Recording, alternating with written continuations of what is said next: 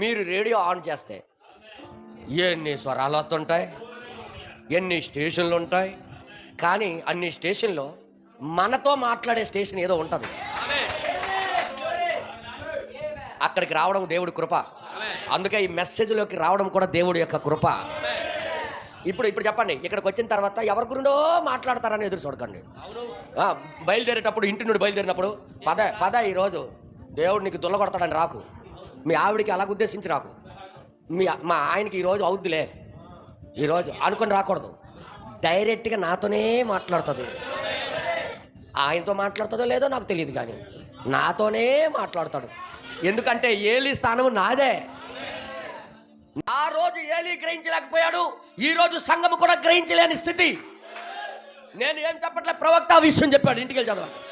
ఎప్పుడు దేవుడి దగ్గరికి వచ్చినా నీ గురించే మాట్లాడతాడని, నువ్వు ఏలీ స్థానంలో ఉన్నావని గుర్తించాలి. సమూయేలు మా ప్రవక్త స్థానంలో ఉన్నాడు. ఆయనకి బయలుపరిచిందంతా నా గురించే, ఆయనకి చెప్పిందంతా నా గురించే, ఆయనకి బయలుపరిచిందంతా నా గురించే. నేనే దానితో సరిచేయబడాలి అని ఉద్దేశంతో సంఘానికి వచ్చిన వారందరితో దేవుడు మాట్లాడటం ప్రారంభిస్తాడు. ఏలీ విన్నాడు. ఈసారి మాత్రం ఒక్కటి కూడా మిస్ అవ్వకూడదు. అక్కడ రాయబడింది, ఏది కూడా దాచుకోకుండా మొత్తం నాకు చెప్పు నాయన అన్నాడు.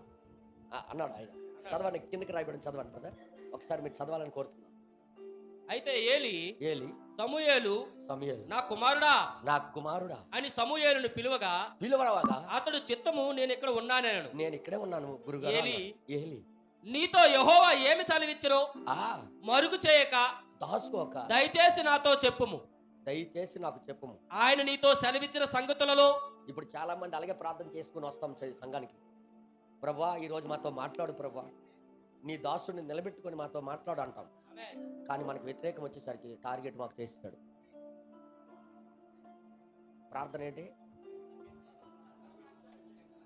చేసుకొని వచ్చావు ఇంటి దగ్గర? ఏలీ ఏమన్నాడు సమూయేలుతో? ఏది నువ్వు మరుగు చేయకు, దేవుడు ఏదైతే చెప్పాడో అవన్నీ నాతో చెప్పు. మంచి గుణమా కాదా? ప్రార్థన ఏంటి చేస్తా? దేవుడు ఏమంటాడంటే మంచి బుద్ధిరా మావాడికి అని టిక్ పెడతాడు. అయితే మాట్లాడుతున్నప్పుడు మనిషి ఏమనుకుంటాడు? దిద్దుకోవాలా, తిరగబడాలా, దిద్దుకోవాలా?